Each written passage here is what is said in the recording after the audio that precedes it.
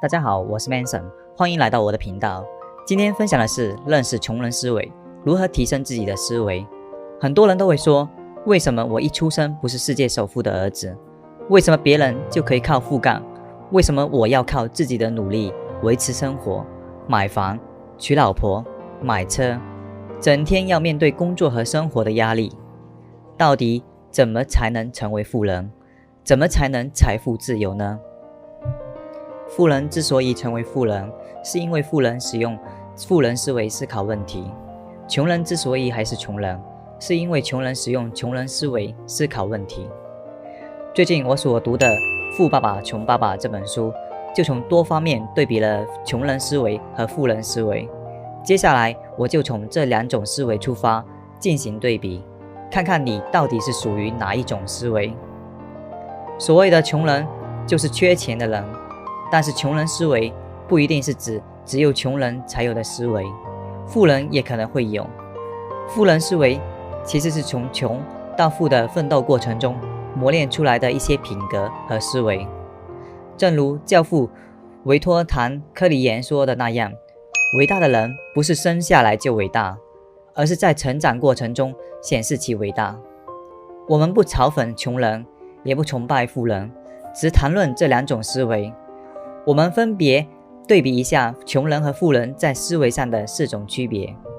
第一种区别，如何使用财富。《富爸爸穷爸爸》这本书指出，穷人和富人最大的区别在于，穷人为钱工作，富人让钱为自己工作。在同样的条件下，穷人会不停地打工赚钱，然后享受消费，接着又去为钱工作，慢慢进入一个恶性循环。而富人刚开始也会努力工作，但在钱不多的时候就懂得节俭，然后用节俭下来的钱去帮自己赚钱，从而产生一个滚雪球的效应。这也是穷人越来越穷，富人越来越富的根本原因。第二种区别，是否专注自己的事业。你的工作和你的事业之间存在着巨大的区别。我经常问一些人，你的事业是什么？他们会说，我是个银行职员。接着我问他是否拥有银行，他们常回答，不是的，我在那儿工作。在这里给大家举个例子，麦当劳的创始人雷克罗克被邀请去奥斯汀为德克萨斯州大学的工商管理硕士班做演讲。在一场激动人心的演讲之后，雷问，谁能告诉我是做什么的？大多数学生都认为雷是在开玩笑，于是雷又问，你们认为我能做什么呢？学生们又一次笑了。最后一个大胆的学生问道，雷，所有人都知道你是做汉堡包的。雷哈哈地笑了。我料到你们会这么说，其实我不做汉堡包业务，我的真正生意是房地产。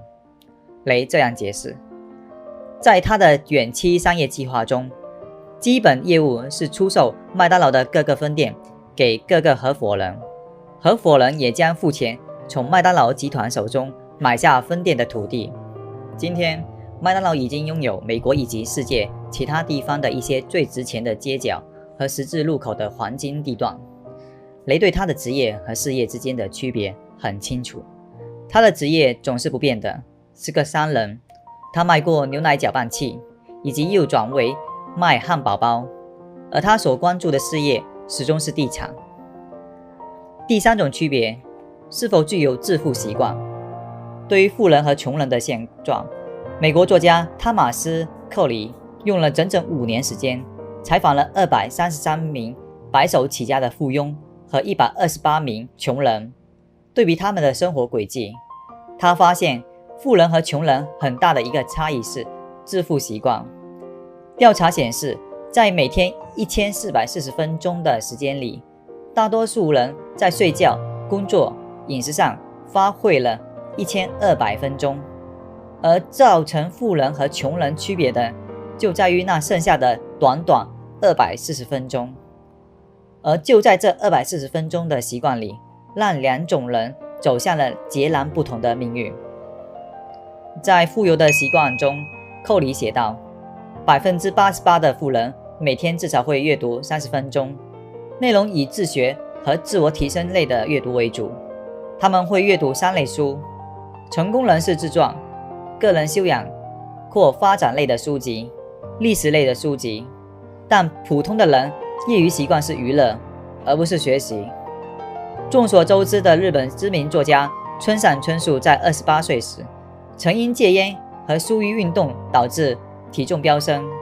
为了全方位管理自己的身体状况，他开始了日复一日的跑步，一坚持就坚持了30多年，这让他拥有了健康的体魄和精神饱满的状态。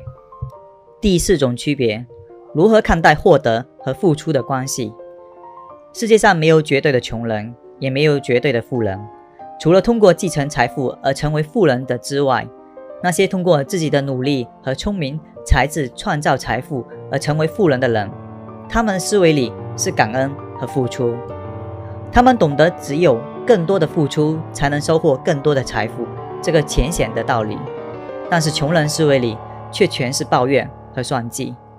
穷人很多时候不去想如何改变自己的现状，更多的是对身边的人和事不满，甚至于连自己的父母都抱怨自己怎么会遇到这样的父母，无权也不是富豪。他们这辈子除了抱怨对现实不满之外，就是算计生活中的每一件事，整天把自己的大好精力浪费在对自己日常生活无关紧要的事情上，还总是嫌上天不眷恋自己。他们不求上进，把握不住机会，就连自己现实拥有的一切快乐和幸福都不满足。试想，这样的人哪来的精力去做一些改变现状的事情呢？穷不可怕，走不出穷人思维的坑才可怕。既然我们已经了解穷人思维和富人思维之间的一些区别和表现，那么我们怎样才能跳出穷人思维呢？换句话说，我们怎样才能养成富人思维呢？首先，我们需要确定一个重要的目标，就像麦当劳的老板雷一样，专注于自己的事业，然后为这个清晰的目标有计划前进。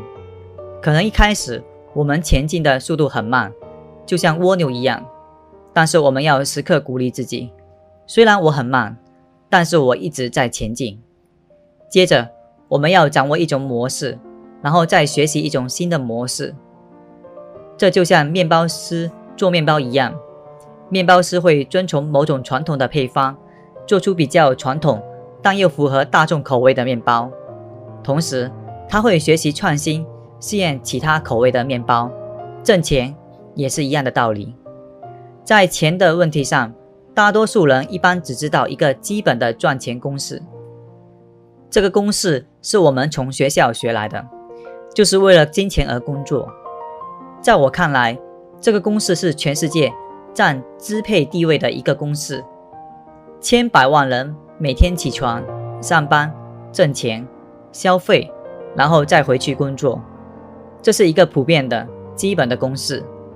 如果你对自己所做的工作感到厌倦，且挣钱又不够多，这正是你改变自己挣钱公式的时候了。这就需要我们去学习如何创造财富。在今天这个快速变化的世界中，并不要求你去学太多的东西，问题在于你学的有多快，也就是所说的具备快速学习的能力。这种技能是无价之宝。其次，要懂得自律。是否自律是将富人、穷人区分开来的首要因素。如果说你不能控制自己的欲望，就别想着能致富。正是因为缺乏自律，大部分彩票中奖者在赢得大奖后很快就破产了。简单的说，那些不太自信、对财务压力忍耐性差的人永远不会成为富人。那些缺乏内在坚毅的人往往会成为那些自律性很强的人的牺牲品。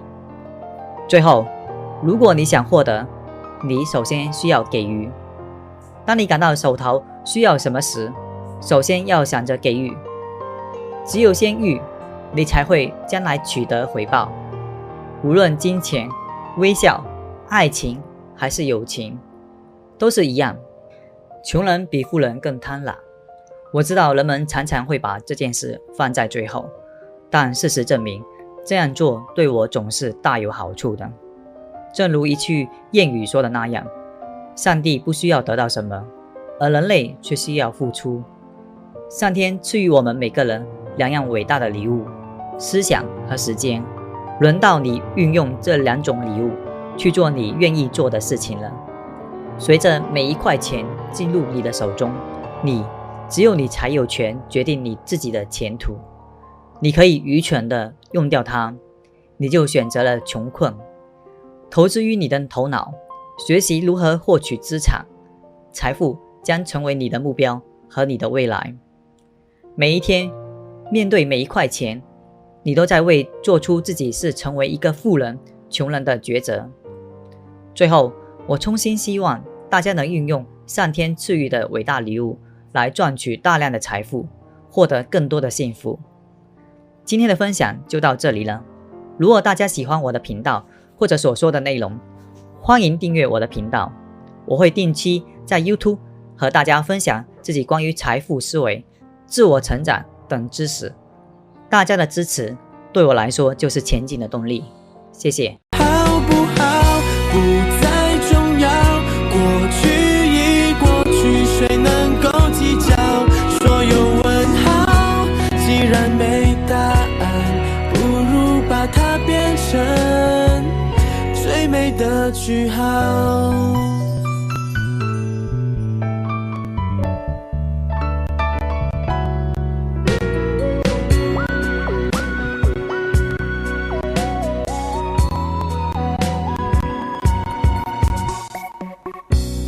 从前的伤痕已经不会再疼，那是我的回忆里永远亮着的灯。我以为我们看见了永恒，原来只是过程。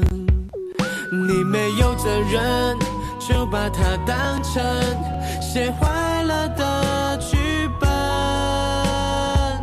你还